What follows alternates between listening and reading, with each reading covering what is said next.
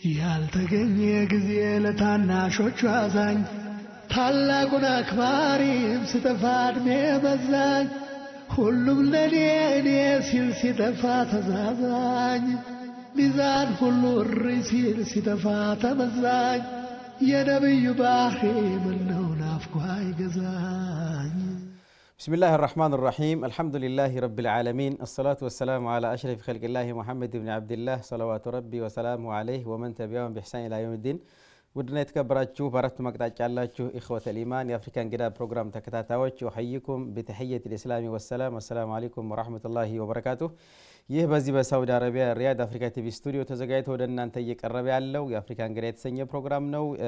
የዛሬው እንግዳዬ ቀደም ባለው በክፍል 1 ፕሮግራም ላይ ጋበዝኩት ዶክተር ኢብራሂም ሙልሻን ኢንሻአላህ በዛሬው ፕሮግራም የቀሩ ሐሳቦች አሉ እነሱ እናነሳለን። አሁን ማብራችሁ እንድትሆኑ በአክብሮት ተጋብዛለሁኝ። አብራችሁ መዘልቀው እኔ መሐመድ አብዱራህማን አቡ አፍናን ነኝ። ከዶክተር ኢብራሂም ሙልሻ ጋር ያለኝ ቆይታ እስከ ፍጻሜው እንድትከታተሉ አሁንም በድጋሚ ጋብዛለሁኝ። መልካም ቆይታ። طيب እንግዲህ ያው ዶክተር ኢብራሂም ዛሬም ስላገኘው በጣም ደስ ብሎኛል። ደጋግሜ በአድማጭ ተመልካቾች ስም ከልብ የከበረ ምስጋና ያላቀርብልህ እወዳለሁ። እንኳን ደህና መጣ ዶክተር ኢብራሂም። እንኳን ደህና ቆያችሁኝ። እኔ ማመሰግናለሁ። ኦኬ እንግዲህ በመጀመሪያ ክፍል ላይ አንዳንድ እንደው ከታሪክ አንፃር ኢትዮጵያን ሂስትሪ ከዛም ደግሞ አለፈ ብለን የሙስሊሙ ታሪክ በኢትዮጵያ ላይ ያለ አንዳንድ ነገሮችን ያነሳን ነበርና ምናልባት በዚህ ክፍል እንኳን ከታሪክ አንፃር የማነሳው አንድ ጥያቄ ነው የሚኖረኝ። ከዛ በኋላ ወደ ሚዲያውና ወደ አንተም ወደ ግል ፐርሰናል ጥያቄዎች አመራለሁኝ። በነገራችን ላይ የግል እንትን ማነሳው ያው ታች ያለው ትውልድ እንዳው ያንተን ተምሳሌ ተከትሎ እንዲሄድ ስለፈለኩ ነው ያ ነገር አይደለም። طيب እስኪ ቀደም ባለው ዶክተር ኢብራሂም አንዳንድ ታሪኮችን ያነሳን ነበርና ሌላው ደግሞ አሁን ማንሳት የምፈልገው በኢትዮጵያ ታሪክ ሙስሊሙን በስጋትና በጥርጣሬ ማየት ከጥንት ጀምሮ የነበረ ቢሆንም ነገር ግን ከ19ኛ መቶ ክፍለ ዘመን በኋላ አልፎ አልፎ በስውር አንዳንድ ጊዜ በይፋ ይስተዋል ነበር። አሁንስ ያ ነገር አለ ወይስ ጠፍቷል ወይስ በተወሰነ መልኩ ማለት ይቻላል? እሺ እኔ እንኳን ከጥንት ጀምሮ ሙስሊሞች በስጋት ይታያሉ ምናምን የሚለውን ነገር ብዙ አልቀበልም። ለምን እንደማልቀበል እናገራለሁ። እሺ እዚች ኢትዮጵያ በምትባለው ዛሬ ጂኦግራፊ ውስጥ ሙስሊሞች ተገዢዎች ብቻ አይደሉም፣ ገዢዎችም ናቸው። ገባሪዎች ብቻ አይደሉም፣ አስገባሪዎችም ናቸው። ኢትዮጵያ የሚባለው ሀገር አሁን ባለው ሼፕ ከአጼ ምኒልክ በፊት በነበረው ሁኔታ ሐረር በለው ጅማ በለው ምን በለው ራሳቸውን የቻሉ ግዛቶች አስገባሪዎች እንጂ ገባሪዎች አይደሉም። በኋላ ወደ አጼ ምኒልክ ኢትዮጵያ ሲቀላቀሉም ለአድዋ ትልቅ ሀብት ሆነው የወርቁም የምኑም ምንጭ እነሱ ናቸው። ስለዚህ ሙስሊሞች ከጥንት ጀምሮ ተጨቆነው ምናምን የሚል ነገር የለም። በክርስቲያኑና ሙስሊም ስቴት መካከል ጦርነት ነበር፣ ጎረቤት እንደመሆን ማለት ነው። ስለዚህ ከዚህ ከ19ኛው ክፍለ ዘመን በኋላ የመጣው ዴቨሎፕመንት አሲፍ ልክ ከጥንት ጀምሮ እኛ ምንም በቃ መንግስት የሌለን ምናምን እኛ እኮ የሸዋ ሱልጣኔትን የመሰረትን ኢፋትን የመሰረትን የሐረርን አዳል ሱልጣኔት የመሰረትን ቀይ ባህርን ስንመራ የነበርን ህዝቦች ነው። ስለዚህ ከጥንት ጀምሮ ኢትዮጵያ ውስጥ ሙስሊሞች በቃ ሲጨቆኑ ምናምን የሚለው ቃል አንድ ሰሜን ኢትዮጵያ ውስጥ የሚኖረውን ትንሽ ማህበረሰብ ሰሜን እዛም ቢሆን እንግዲህ ኢፋትም ያው ሰሜን ሸዋ ነው። የሸዋ ሱልጣኔትም 8ኛው ሴንቸሪ የነበረበት ነው። ስለዚህ ብዙ ጊዜ እኛም ራሳችን ሪኢንፎርስ እናደርጋለን ከጥንት ጀምሮ በቃኛ እንትኖች መተን የሆነ የሰፈርን መተን የተስተናገድን እንጂ አገር። ስለዚህ ይሄ በጣም ስህተት ነው። የሸዋ ሱልጣኔት ሸዋ የሚለው ቃል ከሸዋ ሱልጣኔት የተወሰደ ነው። ከዛ በፊት የለም። ሸዋ የሚለው አካባቢ ሙስሊሞች ነበሩ መጀመሪያ። የክርስቲያኑ ዳይናስቲ ሸዋ የደረሰው በ14ኛው ሴንቸሪ ነው። የሸዋ ሱልጣኔት ግን በ8ኛው ሴንቸሪ 400 ዓመት የሸዋ ሱልጣኔት እዚህ ዛሬ ኢፋት የምንለው ሰሜን ሸዋ አካባቢ የነበረ ነው ከአዲስ አበባ 7 ኪሎ ሜትር። ስለዚህ ይሄ ብዙ ሙስሊሞች ሲሉት ምሰማና በጣም የተሳሳተ ነገር ነው። አሁን በ19ኛው ሴንቸሪ በኋላ በ20ኛው ሴንቸሪ የመጣውን የሙስሊሞች ስቴት የማጣት ሁኔታ ወደዛ ኤክስቴንድ እንዳይደረግ ይቅርታ እዚህ ላይ ብዙ ጊዜ ፈጀው መሰለኝ ብዙ ጊዜ የተሳሳተ ስለሆነ ማለት ነው። አይ ችግር የለም ምክንያቱም ይሄን ለዚህ እኮ ነው ቅድም ይሄኛው ፓርት ታሪክ ላይ ያሉን ሰዎች ማነስ አሁን ያነሳውን ጥያቄ እንዳነሳ ያው ዳርጎኛል። እንደዚህ አስረግጦ የሚነግረን ሰው ያስፈልጋል።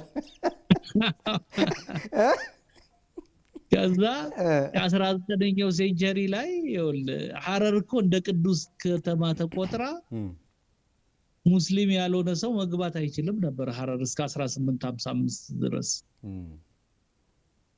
አባባሌ ገብቷል። የአራተኛው ቅዱስ ከተማ ተብላ ማለት ነው።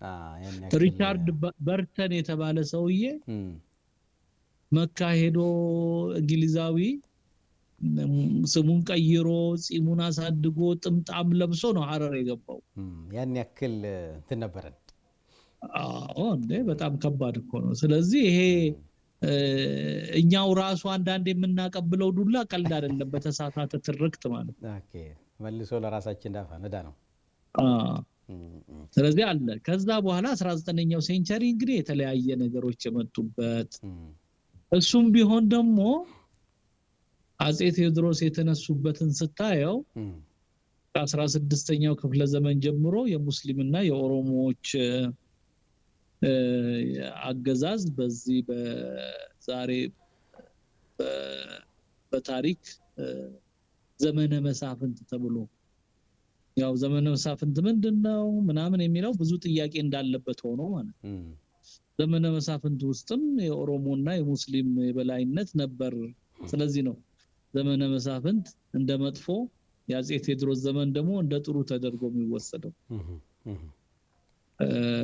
ስለዚህ ዘመነ መሳፍንት ውስጥም ቢሆን የሙስሊሞች ሚና ከፍተኛ ነው። በተለይ የወሎ ሙስሊሞች በሰሜኑ ኢትዮጵያ ላይ ያላቸው ተጽዕኖ ከባድ ነበር። ገዢዎቹም እነሱ ናቸው። የእጁ እነ መሐመዶች እነዚህ በሙሉ ትልልቅ ግዛቶች ናቸው፣ ትልልቅ እንትኖች ናቸው። አጼ ቴዎድሮስ ከመጡ በኋላ ያው የተደረገውን እናውቃለን። የአጼ ዮሐንስን የሃይማኖት አንድ የማድረግ ፖሊሲ ተብሎ ቦሩ ሜዳ ላይ የተደረገውን እናያለን። ከዛ ሞደርን ኢትዮጵያ ይመጣል። ሲስተማቲክ በሆነ መንገድ ከትምህርት መገለል ከቢሮክራሲ መገለል እናያለን። ግን ሙስሊሞችም በዛን ጊዜ ዝም ብሎ አልቆሙም፣ ትግል ላይ ናቸው። በተለያየ መንገድ እየታገልን 1974 ላይ ለመጣው የኢትዮጵያ አብዮትም ትልቅ አስተዋጽኦ ካደረጉት ኮሚኒቲዎች መካከል የሙስሊሙ የሚጠቀስ ነው። ግን ትግል ነው ማለት ኮሚኒቲ ከደርግም በኋላ ቢሆን ቢሮክራሲ ውስጥ አብዛኛው ሙስሊም ባለመኖሩ እስከዛሬም ድረስ ክፍተቶችን በመጠቀም ሙስሊሙን ሊጎዱ የሚፈልጉ አካላት አሁንም ጭምር ይሄ እንግዲህ ትግል ነው። ግን ትግላችን ውስጥ ያስገኘናቸው ድሎች ቀላል አይደሉም። በየጊዜው ኢትዮጵያ እየተከፈተች እየተሻሻልን የመጣንበት ሁሉ ቀን ለቅሶ ምናምን እንደሚባለውም አይደለም። አንዳንዴ ክሪቲሳይዝ ስናረጋውም ልክ ያልሆነ ነገር ልክ አይደለም ማለት አለብን። አንጻራዊ ለውጦች አሉ። ስለዚህ ሁሉ ቀን መታገል ነው። አንዳንዴ ሳይኮሎጂካሊ ሰዎች የሚያወሩት ወሬ የሆነ ችግር በተፈጠረ ቁጥር ሙስሊሙ በቃ እድሜ ልኩን ስለ ሂጃብ እድሜ ልኩን ስለምናምን እድሜ ልኩን ስለ ሂጃብ እያወራ አይደለም። ሂጃብም እያደረግን ነው፣ ኒቃብም እያደረግን ነው። ቻሌንጅ የሚገጥሙን ቦታዎች አሉ። እነሱ ሲወሩ ግን ፕሮፖርሽናሊ መወራት አለባቸው። ሚዲያ ለዚህ ነው የሚያስፈልገው። ዛሬ 30 ዓመት የነበረችው ኢትዮጵያ አይደለችም ያለችው። አክሱም ብቻ አይደለም ኢትዮጵያ ያለው። ስለ አክሱም ስናወራ ፕሮፖርሽናል በሆነ መንገድ ብናወራ ጥሩ ነው። ጅጅጋም አለ እኮ አይደል አክሱም ብቻ ነው ሰመራም አለ ሐረርም አለ ስለዚህ ደው ዝም ብለን የሆኑ ነገሮችን አውት ኦፍ ፕሮፖርሽን አውጥተን የምናወራቸው ምን ያህል የስትራቴጂክ ችግር እንዳለብንም ያሳያል ስለዚህ ሙስሊሞች የሆነ ችግር ሲገጥም በቃ እድሜ ልካችንን እያለቀስን እንደዚህ እያለቀስን አይደለም እያሸነፍንም ነው በነገራችን ላይ ይሄ ሚዲያ በጣም ከፍተኛ ጥንቃቄ ይፈልጋል በተለይ የሙስሊሙ ሚዲያ ላይ እንዲህ አይነት ቃላቶች ስትራቴጂክ ስላልሆነ ምናወራቸው ወሬዎች በሙሉ ለቅሶ ገብቷል ለቅሶ ይላል አንዱ የሆነ ነገር ማለት ኢን ሴንስ ለቅሶም ትግል ነው ሌሎቹ እንደዚህ ተበደልን ብሎ ሲያወራ ሌላው አካል ለቅሶ አይባልም እኮ ትግል ነው ግልጽ ነው ስለዚህ የሆኑ ቦታዎች ችግር አሉ ሲባል ችግር አሉ ብሎ ማውራት ለቅሶ አይደለም አክሱም ላይ እንደዚህ ሆኗል እዛ አካባቢ ያለ አመራር ልክ አይደለም ብለን ስናወራ ፍረስትሬት እያደረግንም አይደለም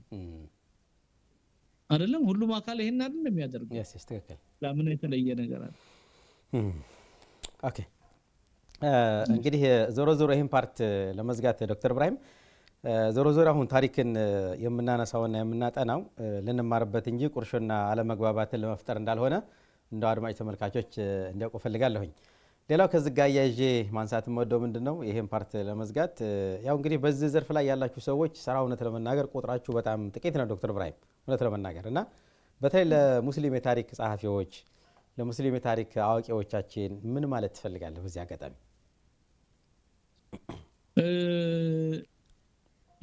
እንግዲህ ይሄ ነገር እኔ ይሄ የግል ጉዳይ አይመስለኝም በመጀመሪያ ደረጃ የግል እንግዲህ ሁላችንም ከነይ ስንፍናችን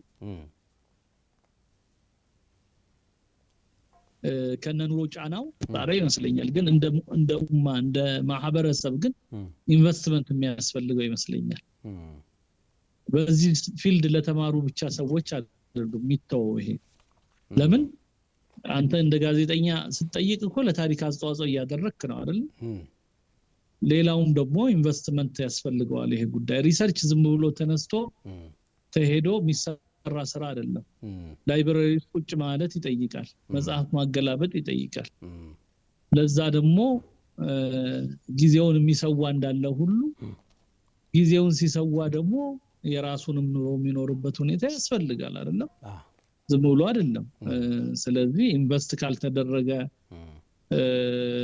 ያ ኑሮ የሚያረግ ግለሰብም ሆነ ግሩፕ ያስፈልጋል ለዛ ደግሞ የሚከፈል መስዋዕትነት ከማህበረሰቡ ያስፈልጋል ኢንቨስትመንት ያስፈልገዋል ማለት ነው ይሄ ነው ያለኝ ሐሳብ ኦኬ طيب ጥሩ እንግዲህ አድማጭ ተመልካቾች በተለይ በታሪክ ዙሪያ ያለንን ግንዛቤ በተመለከተ ከብዙ በጥቂቱ ካለን ሰዓት አኳያ በጣም የተወሰኑ ነገሮችን እንደሰሙና ጥሩ ነገር እንደቀሰሙ ተስፋ አደርጋለሁኝ እስኪ ዶክተር ኢብራሂም ከዚህ ፓርት ልውጣና ወደ ሶሻል ሚዲያና ወደ ሚዲያ በተለይ ያው ማህበረሰቡን ያመዘው ትልቁም ትንሽም እኩል የሆነበት ፕላትፎርም አለ እና የተማረውም ያልተማረውም እኩል ወጥቶ የሚናገርበት አድማጭ የጠፋበት የተማሩ ሰዎችን አንደበት መስጠት የራቀበት ዘመን ላይ ደርሰናል ይመስለኛል በተለይ የሶሻል ሚዲያውና እንዳው ዶክተር ኢብራሂም አሁን አንተ ሶሻል ሚዲያ ለዚህ ትውልድ ፈተና ነው ወይስ እድል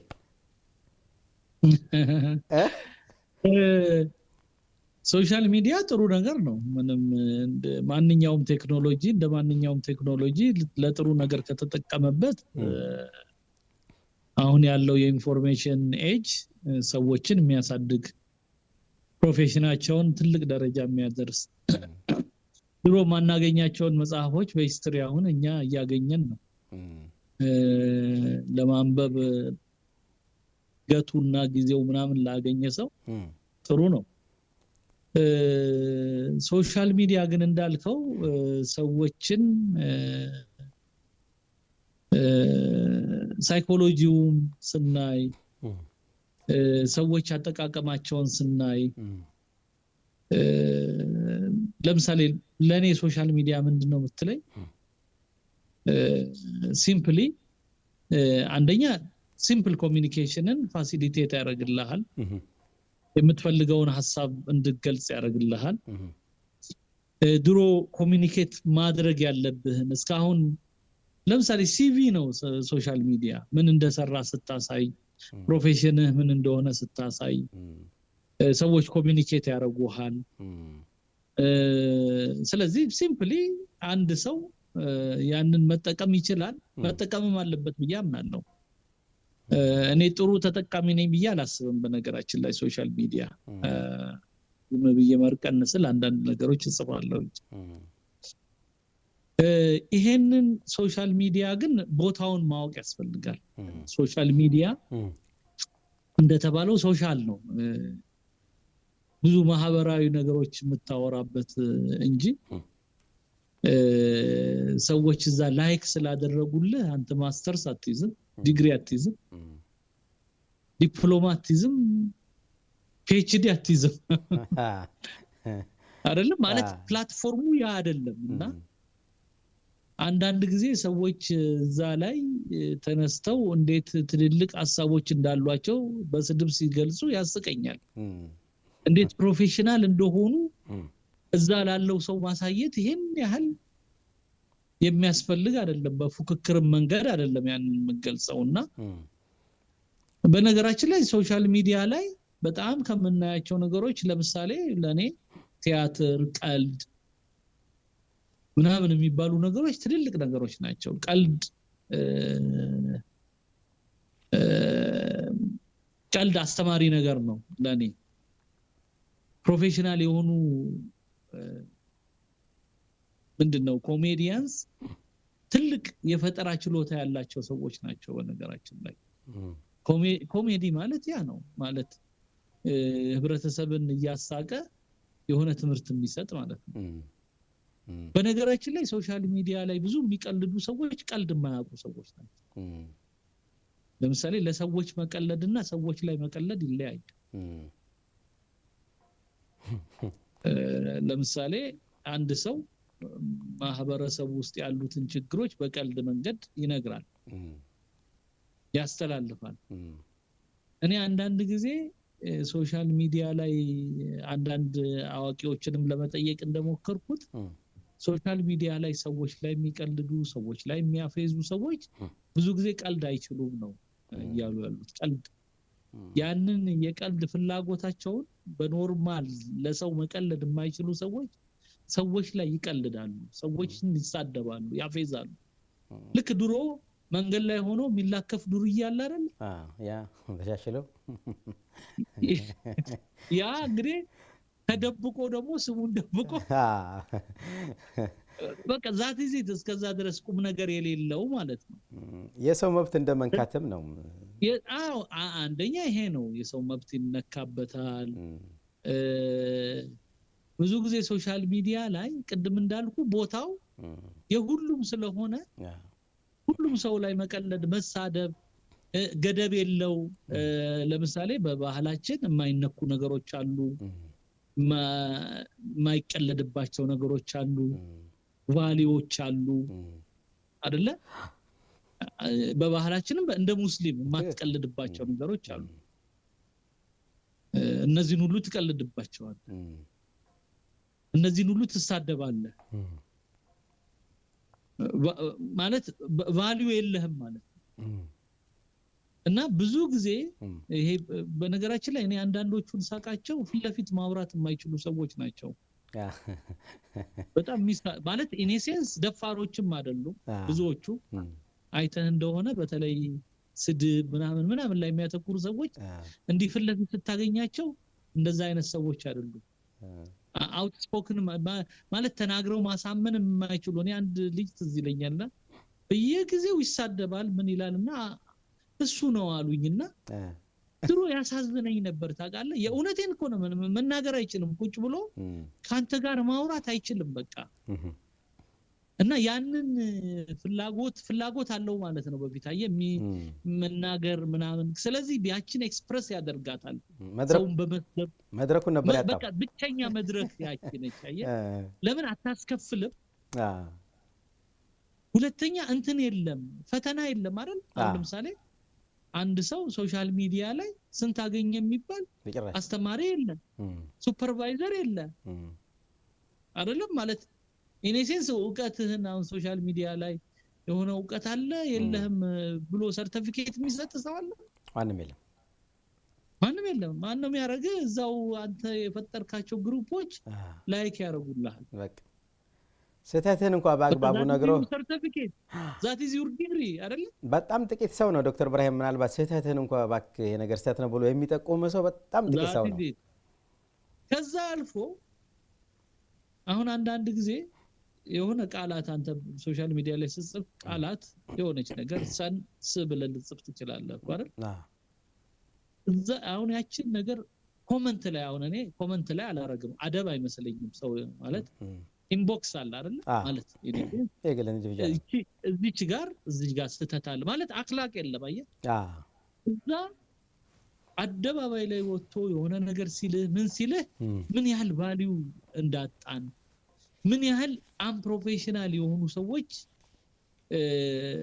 ተለቀው እዛ ላይ ምን አይነት ጨዋታ ማለት ቃላት መምረጥ አለ ሰው ማስ አሁን አንተ ጽፍ እንኳን አንድ ነገር በነገራችን ጽሁፍ ሪስፖንሲቢሊቲ ነው ኃላፊነት ነው አይደለም ኃላፊነት ነው የሆነ ነገር ጽፍ እኮ ኃላፊነት ወስዳለህ ለምሳሌ ልትሳሳት ትችላለህ አሁን እኔ አንድ ጊዜ ጽፍና አጠፋዋለሁ ማጠፋው ለማን መሰለ ለራሴ ክብር ስል ነው ማለት ኢኔሴንስ ትክክል ነው እንኳን ብዬ ባመን ማስቀይመው ሰው ከበዛ እና ደግሞ እምለውጠው ይሄን ያህል በጣም ትልቅ ነገር ከሆነም እሺ ልከራከር አይዲያ ከሆነ ምናምን ከሆነ አይደል ግን ከዛ ውጪ ሰዎች የሚቀየሙብህን ነገር መጻፍ እንትን መፈለግ ሌላው ሶሻል ሚዲያ ላይ የማየው ቅርታ አድርግልኝና አሁን ከቅርብ ጊዜ ጀምሮ ቪዲዮዎች አሉ አይተ እንደሆነ አንድ ቪዲዮ ካየ የሱም ተመሳሳይ ቪዲዮ በየቦታው ይሰራል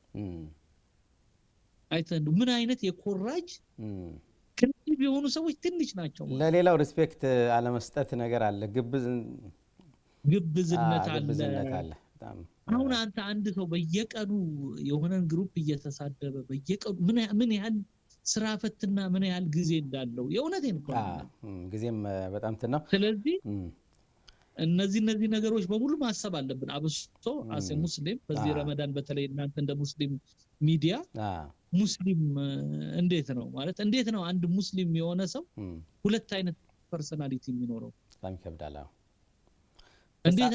እንዴት አንድ ሰው ሁለት አካውንት እንዴት ይኖረዋል የእውነት ለመናገር እንደው አንድ ሰው እንዴት ስሙን ደብቆ ይሳደባል አይ ለነገር እኮ ቁርአን እኮ እንጃአኩም ፋሲቁን ቢነባኢን ፈተበየኑ አን ቱሲቡ ቀውመን ቢጀሃለቲን ፈቱስቢሑ ዐላ ማ ፈዐልቱም ናዲሚን እኮ ነው የሚለው በሰራችሁት ስራ ከመጸጸታችን በፊት ለምንናገረው ለምንጽፈው ጽሁፍ ቆም ብሎ ትክክለኛ መስረጃዎችን መጠየቅና ማየት ይፈልጋል ዶክተር ኢብራሂምና ልክ ነህ እንደ ሙስሊም ደግሞ ስናስብ ቆም ብለን ማሰብ አለብን የተገኘው ሁሉ መጻፍና መናገር አግባብም አይደለም ሁለተኛ ሁሉ ነገር ላይ ዴት ኤክስፐርት ይሆናል አንድ ሰው ትክክል እኔ አሁን አንድ ልጅ አለ ስለ ሴትም ኤክስፐርት ነው ስለ ኢኮኖሚክስም ኤክስፐርት ነው ስለ ፖለቲካም ኤክስፐርት ነው ስለ ምናምን ትረባም ይችላል ማለት ሰው ካን አንድ ሰው ስለ ማለት እንዴት ድፍረት ኖሮት ስለ ሁሉ ማለት የተወሰነ ኤሪያ ነው አይደል ሁላችንም የሚኖር ከዛ በኋላ ኮመን አስተያየት የምንሰጥባቸው አንዳንድ ነገሮች ይኖራሉ አይደል ማለት እንዴት ነው አንድ ሰው የሁሉ ነገር ኤክስፐርት እንደሆነ አድርጎ ሶሻል ሚዲያ ላይ ራሱ የሚያቀርበው በጣም ይራሱ አክላቅ አይደለም አላህ ይዲና በጣም ይከብዳል ዶክተር ኢብራሂም እስኪ ሌላው ወደ አንተ ልምጣና እዚህ ስቱዲዮ ከመግባቴ በፊት እንዲሁ ስለ ሶሻል ሚዲያ ጎግል ያደረኩ ነበርና ስለ ዩቲዩብ ስለ ፌስቡክ ስናፕ እነዚህ መሳሰሉትና በጣም በሚገርም ሁኔታ ዶክተር ኢብራሂም ፌስቡክ በአለም ላይ ወደ 3 ቢሊዮን በላይ ሰው ይከተላል ፌስቡክ ፕላትፎርም በራሱ ይሄ ቀላል አይደለምና መረጃዎችን በፍጥነት ለማድረስ ከምንጠቀማቸው መንገዶች አንዱ ነውና ይሄንን ፕላትፎርም በአግባቡ መያዝ ተገቢ ነው ሌላ ዩቲዩብ አለ ሌሎችም እንደየደረጃቸው በጣም በርካታ ተከታይ ያላቸው ያው ጥቅም እንዳለ ሁሉ ጉዳት አለው አንተ እንዳልከው ቅድም በአግባቡ የተጠቀመበት ሰው ይተጠቀምበታል ያላግባቡ ደግሞ እንትን ያለ ሰው በዛው ልክ ራሱንም የሚያዘቅጥበት ሁኔታ ነው ያለውና እስኪ ያንተ ተመራጭ የሶሻል ሚዲያ ፕላትፎርም የቱ ነው ፌስቡክ ዩቲዩብ፣ ቴሌግራም፣ እኔ ስናፕ በነገራችን ላይ በጣም ሰነፍ ነኝ። ወላሂ የሁሉም መዛብ ተከታይ ነህ አንተ። አይ ፌስቡክ ለምንድነው ለመድን መሰለኝ አይ ዶንት ኖ ለመድን መሰለኝ። ሁለተኛ በጣም ማለት ይደክመኛል ሶሻል ሚዲያ ማለት መቼስ በቀን የተወሰነ ሰዓት ነው የምሰጠው ለሶሻል ሚዲያ ብዬ አስባለሁ። ብዙ ጊዜ ሰዎች ይመስላል የሆነ ነገር ከመጣልኝ ማጋራት ነው የሚቀናኝ። ሁለተኛ የሆነ ነገር አይዲያ ሆኖ ከመጣ እና ሁሉም ሰው የሚያወራው ከሆነ መቼስ አትራክት ያደርግህና እስቲ ይሄ ነገር ምንድነው ብዬ አያለሁ። ግን የሚቀለኝ እኔ ሶሻል ሚዲያ ምን መሆን አለበት ብዬ አምናለሁ መሰለ በሚገባ ቋንቋ ትንሽ ለህብረተሰቡ ማንኛውም ሰው በሚገባው ቋንቋ የሆነች ነገር ማስተላለፍ እመርጣለሁ እኔ እንደ አንድ ግለሰብ። በዚህ የተነሳ ትዊተር ሳይ ሞር ኢንተሌክቹዋል የሆነ ሞር ኢንጌጅ የሚያደርገውም ሰው ሲሪየስ የሆነ ምናምን ነው። ሶሻል ሚዲያ ግን አብዛኛውን ሰው የምታገኝ ፌስቡክ ግን አብዛኛውን ሰው የምታገኝበት በተለይ በአገራችን ደረጃ አብዛኛውን ሰው የምታገኝበት አብዛኛው ሰው ደግሞ ሲሪየስ የሆነ ኢንጌጅመንት አይዶን አሉ ሰዎች ማለት ማንኛውም ሰው ይከታተላል። ግን አብዛኛውን ሰው እንደው በሲምፕል ቋንቋ ልታወራው የሚችል ቀለል ባለ ቋንቋ የተወሰነች ነገር ራስ የሚመስልህን ነገር ጠብቅ አረክ ኤክስፒሪየንስን ካወራ ሶሻል ሚዲያ እኔ እንደንትን ነው ኮሚኒኬሽን ነው በቃ እዚህ ደረጃ ነኝ እዚህ ጋር ነኝ ማለት ራሱ ሶሻል ሚዲያ ላይ አግባብ ይመስለኛል። እንዲህ ያደረኩ ነው ማለት ራሱ አግባብ ይመስለኛል። ማለት ሰው ማወቅ ያለበትን ነገር ማሳወቅ ማለት ነው። ከዛ ውጪ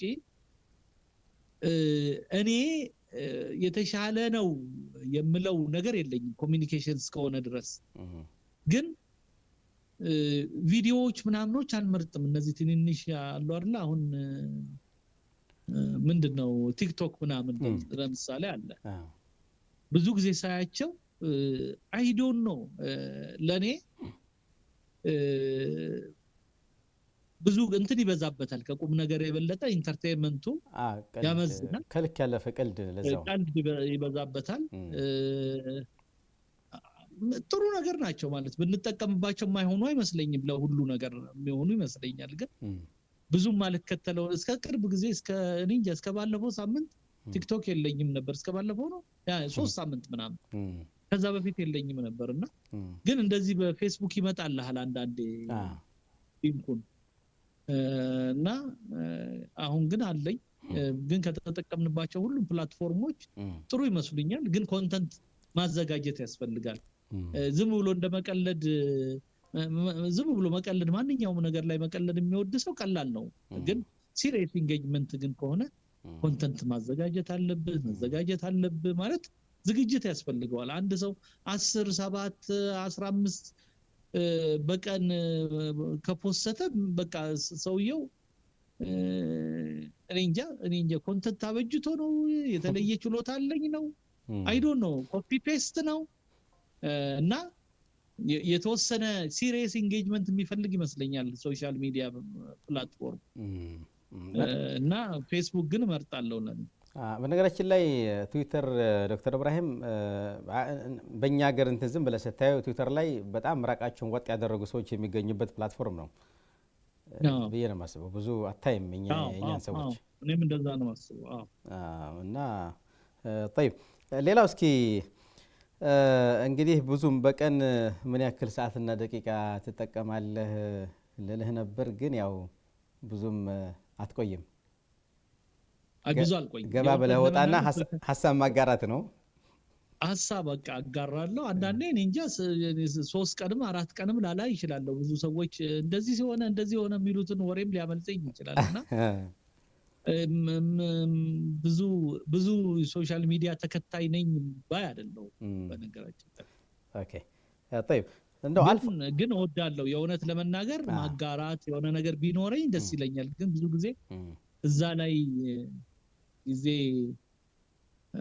አይ ዶንት ኖ ብዙ ማጠፋው ጊዜ እስካሁን የለኝም ግን እንደ ስራ ብያ ኦኬ እሱ ያው ገባ ብለህ ወጣ ነው በተለይ ደግሞ መልእክቶችን ሰው በሚገባው ቋንቋ ሁኔታ ሐሳብን አጋርተን እንደምትወጣ ነግረኛል ለምታሳበ ለማለት አንዳንድ ጊዜም ቢሆን አልፋልፎ ለምታነሳቸው ሐሳቦችና ለምጽፋቸው ጽሁፎች ጉልበት የሚሆን ኔጌቲቭ ሐሳብ ወይስ ፖዚቲቭ የኛው አንዳንድ ሰው ኔጌቲቭ ሐሳብ የሚረብሸው አለ ብዬ ነው አው ኔጌቲቭ ሐሳብ ይረብሸኛል የሚረብሸኝ ስድብ ነው እንጂ ኔጌቲቭ ሐሳብ ምንድነው ነው አንተን የተቃወመ ኔጌቲቭ ሐሳብ አይደለም ለምሳሌ አንዳንዱ ለምታጋራ ጽሁፍ እንዳው ሙሉውን እንኳን ሳያነብ በጣም ባንተ የሚተማመን ሰው ማንነትን አበጥሮ የሚያክሰው የጻፍከውን ጽሁፍ ሙሉውን ሳይመለከት ላይክ እና ሼር ያደርጋል አንዳንዱ ደግሞ ሙሉውንም እንትን ብሎ በቃ እውነታን ለመቀበል ያቀራራ እንዲሁ ዝም ብሎ እንትን የሚል ኔጌቲቭ ሐሳቦች አሉና እነዛ እንዴት ታያቸዋል አንተ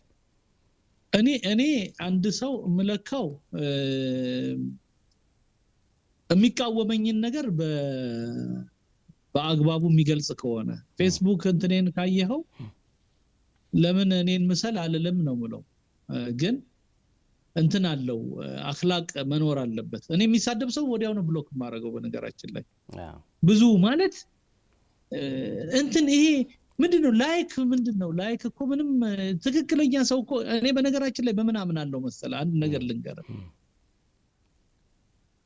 አንተን መከተል ያለበት ሰው ይከተላል ማለት ኢን ሴንስ 25 ሰውም ሆነ 100ም ሰው ሆነ እኔ ናቹራል ስለሆነ ደስ ይለኛል ማለት ኢቭን ይሄ ምንድነው ተከታይ ለማፍራት የሆኑ የሚመጡ ነገሮች አሉ አይደል እነሱን አልተጠቀምም ለምሳሌ ናቹራሊ አንተ መድረስ ያለብህ ቦታ ትደርሳለህ ይሄን ማለት እንትን አይደለማ ፌስቡክ ወይም ደግሞ ላይክ ያንተ የፕሮፌሽናሊዝም መመዘኛ አይደለም መጀመሪያ እሱን ማወቅ አለበት ሁለተኛ ተቃውሞኝ ይሄ ነገር ልክ አይደለም ብሎ የሚጽፍ ሰው ችግር የለም ግን መጥቶ ይሳደባል ሲሳደብ ምን አረጋለሁ መሰለ ብሎክ አረጋለሁ ወዲያው ለምን የሚሳደብ ሰው ሲሪየስ አይደለም ማለት ወይ አንተን ፕሮቮክ ለማድረግ ነው ወይ ምናምን ነውና በጣም ብሎክ ከሚያደርጉ ሰዎች ነኝ መሰለኝ እኔ ብዙ አልታገፍም ማለት እኔ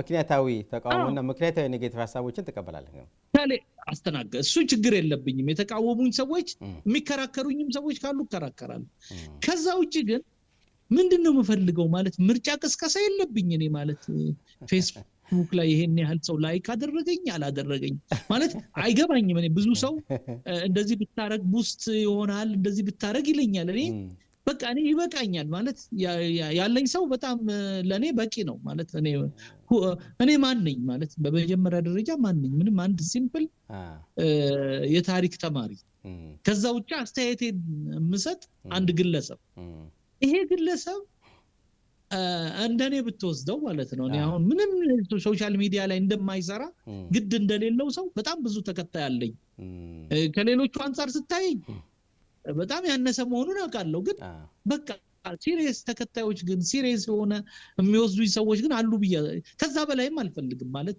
እኔ ፕሬዝዳንት ለመሆን ጠቅላይ ሚኒስቴር ለመሆን ወይም ደግሞ የሙስሊሙ መሪ ለመሆን ማለት የሚጨነቅ ሰው ካለ እንደዚህ ካልሆነ ምን ያደርጋል መሰለ ላይክ ምናምን በጣም ሲሪየስ ከወሰድከው ፌክ ሰው ያደርጋል የሌለህን እንዳለ ለማሳየት የሌለህን አቋም እንዳለ ማለት ፌክ እንዲያደርገኝ አልፈቅድለትም ሶሻል ሚዲያ ያልሆንከውን ነገር ስትጨነቅ ትኖራለህ ከዛ በኋላ የማይመለከትህንም አስተያየት ትሰጣለህ አሁን አንዳንድ ጊዜ እዚህ ፖለቲካ ላይ ለምን አስተያየት አልሰጠህም ይሉኛል እንዴ እኔ አይመለከተኝም ማለት አይመለከተኝም ማለት ኢን ሴንስ የማይመለከቱኝ በጣም ብዙ ነገሮች አሉ ትክክል ሁሉም ቦታ ላይ ስለዚህ ምንድነው የሚያስጨንቀህ አንተ ይሄን ያህል ላይክ ይሄን ያህል ምን ይሄን ያህል ሰው ተከተለ እንግዲህ ገንዘብ የሚያገኙበት ሰዎች እንዳሉ አውቃለሁ እሱ ፐርፐስ ሆነ ጥሩ ነው ማሻአላህ እኔ ግን እንደዛ አይነት እቅድም ስለሌለኝ ላይክ እና ዋናው ነገር መጥቶ ግን አንድ ሰው መሳደብ እኔን አይችልም ማለት በኔ ፕላትፎርም መጥቶ የሆነ ነገር ማድረግ አንዱ እንደውም ብሎክ አደረከኝ ብሎ መጣ ብሎክ አደረኩ እንዴት መጣ አልኩት አይ በሌላ ስም አለ በምን አውቃለሁ ከባድ ነው። አላኩል ያለ ይሄ በጣም እንዲህ አይነት ማለት በሌላ ምን አይነት ፈሪ ማለት እኔ የእውነቴን ነው የምነግርህ ከፍተኛ የሚለውን እንኳን ኮንፊደንስ የሌለው ሰው እኔ አንድ ነገር ልንገርህ መጥቶ በሌላ ስም እያስመሰለ የሚያወራ ሰው የእውነቴን የወረደ ሰው ነው ለኔ።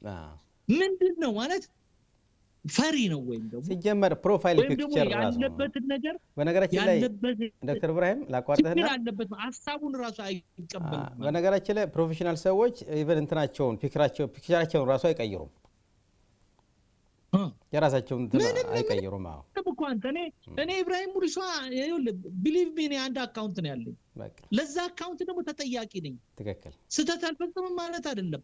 ስተት እፈጽማለሁ፣ ግን አይ አም ሬዲ በዛ ስም ለተፈጸመ ስተት ይቅርታ ለመጠየቅም ችግር የለብኝም። ዛሬ ያለኝ አስተሳሰብ ነገ ላይኖርኝ ይችላል። እሱንም ለመለወጥ ደግሞ ችግር የለብኝም። طيب ይሄ ነው ሶሻል ሚዲያ ነው የማስበው። እንግዲህ ያው በአግባቡ ማኔጅ ማድረግ ያስፈልጋል። እስኪ ዶክተር ኢብራሂም ሌላ አሁንም ፐርሰናል ጥያቄ ነው የማነሳው። በጣም ከቱርክ ጀምሮ በርካታ ሀገሮች ትዘዋወራለህ። የበርካታ ሀገር ዜጎችን አይተሃል ብዬ አምናለሁ። እንግዲህ በስራም ይሁን በትምህርት የኢትዮጵያዊ ካልሆኑ ዜጎች ጋር የመገናኘት እድሉ ነበረህ ብዬ ስለማምን ነው ይህን ጥያቄ የማነሳውና የት ሀገር ዜጎች አትኩሮትህን ይስቡሃል ወይም የት ሀገር ዜጎች ይደንቁሃል? የማደንቃቸው የውጭ ሀገር ዜጎች አሉ በስራቸው በባህሪያቸው ባላቸው እንትን የተነሳና ከዛ አንፃር ላንተ እንዳው የተወሰኑም ቢሆን በጣም የሚደንቁ ሀገር ዜጎች። እኔ በእውነቱ እኔ ቱርኮችን ነው ማቀው በኮንፊደንስ። ቱርኮች ደስ የሚለኝ አመል አላቸው በማቀው መንገድ ማለት ነው። አሜሪካም ሄጃለሁ ምን ሄጃለሁ፣ ግን አንዳንድ ጊዜ ትዝ ይለኛል አንዱ ቱርክ መጣና አንድ ጊዜ 15 ቀን ቆይቶ ስለ ቱርክ ሲጽፍ ስስቅ ነበርና ሰው እንዴት ስለ ማለት 15 ቀን ተቀምጦ እንዴት ሰው ይሄን ሁሉ ያወራል ብዬ ግርም ሲለኝ ነበርና አንዳንድ ጊዜ እዛም መታዘብ ውስጥ እንዳንገባ አሜሪካን ባየውት ነገር ማውራት አልችልም። ለምን አሜሪካ ውስጥ ሁለቴ ከወር በላይ አልተቀመጥኩም። አዎ ቱርኮች ለምሳሌ በደንብ ታውቃቸዋለህ? በኮንፊደንስ ላወራ የምችለው ቱርኮችን። እስኪ እንደውም የተወሰኑ ምክንያቶችን። ቱርኮች ስለ ታሪክ ያላቸው አመለካከት፣ ታሪካቸው ጋር ያላቸው ቁርኝት፣ ስራ ላይ ያላቸው አቋም፣ ሰራተኞች መሆናቸው፣ ስለ ድርጅት ያላቸው መደራጀት። ለምሳሌ እኔ ከቱርክ ሚዲያ ላይ ሰርቻለሁና በጣም ብዙ የተማርኩበት ነገር ማርፈድ የሚባል ነገር፣ የሆነ ነገር ያለ መስራት ምናምን በቃ ማለት ይሄ በጣም ያስደስተኛል። ከዛ ውጪ ለሀገራቸው ያላቸው ፍቅር፣ ለሀገራቸው ለመሞት ያላቸው ቆራጥነት፣ እነዚህን ሁሉ ስናይ በእውነት በጣም ማደንቃቸው ህዝቦች ናቸው። ከዛ ውጪ ግን የምንሰማው ነገር አለ። ኮሪያ አካባቢ አንድ ጊዜ ለመሄድ የተወሰነች ቀን ያየሁት ዲሲፕሊን ግን ሰልፍ ላይ ምናምን ግን በጣም ገርሞኛልና እዛ ካሉ ሰዎች ደግሞ የተረዳሁት ውሸት የሚባል ነገር እንደማያውቁ፣ ማለት በቃ ውሸት አይታወቅም። በጣም ይገርማል። እነ ጃፓን እነ ምናምን ብታይ እንግዲህ የሰማሁትን ነው ማወራለሁ። እና እነዚህ ነገሮች ይደንቃሉ። እንዲህ አይነት ነገር ስታይ በጣም የሚደንቁ ነገሮች አሉና በብዙ መንገድ ብዙ። በነገራችን ላይ ሳውዲ ምናልባት ስለ ሳውዲ አንተ ተቀምጠን ማውራት የለብኝም፣ ግን አይ ዶንት ኖ ኢምፕሬሽን ልንገርህ። ባንግላዴሾች በጣም ነው ያስደነቁኝ። እውነት ነው ማለት ትክክለኛ ነኝ። በጣም ሰራተኞች ከጽዳት ሰራተኛ ጀምሮ የትም ሆቴል ላይ የትም ቦታ ላይ ሳይ እንዳልከው ነው። ለምሳሌ አሁን ያልካቸው ዜጎች ባንግላዴሾች ከጽዳት ሰራተኝነት ጀምሮ እስከ ላይኛው ፖዚሽን ድረስ ታገኛቸዋለህ። ስራ የንቁም በጣም ጎበዞች ናቸው። ትንሽ ከኛ በጣም ይለያሉና በጣም የሚደነቁ ናቸው። እኔም እሱን አስተውያለሁ። እኔ የሆነ ሀገር ሲሄድ ሰዎችን ለማየት ነው ምጥራውና የሰዎችን ምንነት ሳይኮሎጂያቸውን ደስ ያስደስተኛል በነገራችን ላይና ባንግላዴሾች ሳውዲ ሳይ እንደዛ በኋላም ላይ ደግሞ ስለ ባንግላዴሽ ትንሽ ለማንበብ ምን ለማለት አሁን ያላትን ያንግ ጀነሬሽን በነገራችን ላይ ተስፋ ካላቸው ሀገሮች ተመድባለች ባንግላዴሽ አይ ሰራተኛ በሰው ኃይሏ ማለት ነው طيب ወጣቶቿም በጣም ሰራተኞች ናቸው ይሄ ማይከዳ ሀቅ ነውና ከነሱ ብዙ ነገር ማሪ ጠብቅ እስኪ ጊዜ እየተጠናቀቀ ስለሆነ ዶክተር ኢብራሂም አጠር አድርገህ እንግዲህ ውጭ ከኢትዮጵያ ውጭ ስትንቀሳቀስ በነበርክባቸው አካባቢዎች አገሬ ቢኖር በለህ የተመኘው ምን አለ መቼም ጥሩ ነገር ስናይ ስንሰማ ለሀገራችን እንመኛለን ብዬ ነው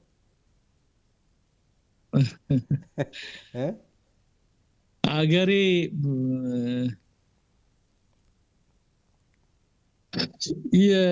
የሥራ ባህላችንን እንድትጠራጠር የሚያደርጉኝ ነገሮች አሉ በየቦታው ሰርቪሳችን ልክ ከአየር መንገድ ጀምረ የምትታዘበው ነገር አለና ሰርቪስ የሥራ ባህል ብቻ ሁሉም ነገር ከሥራ ባህላችን ጋር የተያያዘ ይመስለኛልና አገራችን ውስጥ ጠንካራ የሥራ ባህል ቢኖር ደስ ይለኛል ይሄ ያስደስተኛል ሌላው ከዚህ ጋር ተያይዞ የሚመጣ ከስንፍና ጋር የማይመጣ በሽታ የለም ሥራ ባህል ካለ መኖር ጋር ውሸት ይመጣል አንድ ሰው ስራ የማይሰራ ከሆነ ገንዘብ ማግኘት መቼስ አለበት አይደል ስራ ሰርቶ ካላገኘ በምንድነው ያገኘ በማጭበርበር ማግኘት አለበት ስለዚህ እኔ ብዙ ነገር ራስን ካለመቻል ጋር የሚያያዝ ይመስለኛል በራስ ካለመቆም ጋር የሚያያዙ ብዙ ባርነቶች አሉ ብዙ አላስፈላጊ ነገሮች ውስጥ የምንገባው የራሳችንን ለማውጣት ነው ከድህነት ከመናምንና ያ ነገር ቢኖር ሰራተኛ ብንሆን አንዳንድ ሀገሮች ላይ የዩኒቨርሲቲ ተማሪዎች ማለት እንትን ሻይ ቤት ሲያስተናግዱ የምታያቸው የዩኒቨርሲቲ ተማሪዎች ናቸው እየሰሩ ይማራሉ ራሳቸውን ይችላሉ ነውር ነው አንዳንድ ቦታ ራስ ያለ መቻል ነውር ነው እኛ ሀገር 40 አመት ጎረምሳ ከናቱ ጋር ልታገኘው ትችላለህ ስለዚህ ይሄ ባህላችን ትንሽ ስለዚህ ይሄ ብዙ ነገራችንን የሚለውጥም የሚያበላሽም ይመስለኛል አይዶን طيب ዶክተር ኢብራሂም እኔ በጣም ስላገኘው በጣም ደስ ብሎኛል አላህ ያገራልኝን ያክል ያሰብኳቸውን ማህበረሰቡ አድማጭ ተመልካች ቢሰማቸው ይማርባቸዋል ያልኳቸውን ፖይንቶች አላህ ያገራልኝን ያክል ያው ከጊዜ ማቋያ ለማንሳት ሞክሬያለሁኝ በመጨረሻ ቀረ የምትለው ነገር ካለ ማጥቃላይ ሐሳብ ካለ እድሉ ልስጥህ አይ በጣም አመሰግናለሁ እኔ ቲቪ አፍሪካ በእውነቱ ከ20 አመት በላይ የሆነው ይመስለኛል ኤግዛክትሊ ባላቀው እና እስከዚህ ድረስ የመጀመሪያው ፈርቀዳጅ ነው ለሙስሊሙና በዚህ ሚዲያ በመጋበዜ በጣም ደስተኛ ነኝ እናንተም በርቱ ለብዙ ሚዲያዎች መከፈት ምክንያት ሆናችኋልና ይሄን ሚዲያ ማስቀጠል ማዘመን ያስፈልጋል ለዛ ደግሞ ስራ እየሰራችሁ ይመስለኛልና እኔም አንተን በጣም ይቅርታ ጠይቃለሁ ብዙ አስለፍቻለሁ ግን ቴንኪው በጣም ለዚህ ስለጋበዝከኝ ይሄንን ነው ማለት የምችለው طيب እንግዲህ ያው እኔም ዶክተር ኢብራሂም በአድማጭ ተመልካቾች ስም ከልብ የመስገን የቀረበ ከልብ የከበረ መስጋና ያላቀርብልህ ወዳለሁኝ በሌላው ጊዜ ኢንሻአላህ ተገናኝተን አላህ ያገራልን ያክል እንደዚህ አንዳንድ ሀሳቦችን ለመጫወት ፍቃደኛ እንደምትሆን ተስፋ አደርጋለሁ ባረከላሁ ፊክ አመሰግናለሁ ክቡራትና ክቡራን የአፍሪካ እንግዳ ፕሮግራም ተከታታዮች ስትከታተሉት የነበረው ዛሬው እንግዳዬ ዶክተር ኢብራሂም ሙሉሻዋ ነበር እንግዲህ በሁለት ክፍል ያስኳቸውን ሀሳቦች አሁን በተከታተላችሁት መልኩ ለማንሳት ሞክሬያለሁኝ ከቀሪ የአፍሪካ ቲቪ ፕሮግራሞች ጋር መልካም ቆይታ ያልኩ የመሰናበታችሁ እኔ መሐመድ አብዱራህማን አባፍናን ከካሜራ በስተጀርባ ካሉ ወንድሞች ጋር በጋራ በመሆን ነው በሌላ ጊዜ እስከምንገናኝ አስተውዲኩሙላህ ወሰላሙ አለይኩም ወራህመቱላሂ ወበረካቱ ያልተገኘ ጊዜ ለታናሾቹ አዛኝ ታላቁን አክባሪም ስተፋድሜ በዛኝ ሁሉም ለኔ ሲል ሲተፋ ተዛዛኝ ሚዛን ሁሉ ሲል ሲተፋ ተመዛኝ የነብዩ ባህሪ ምነው ናፍቆ አይገዛኝ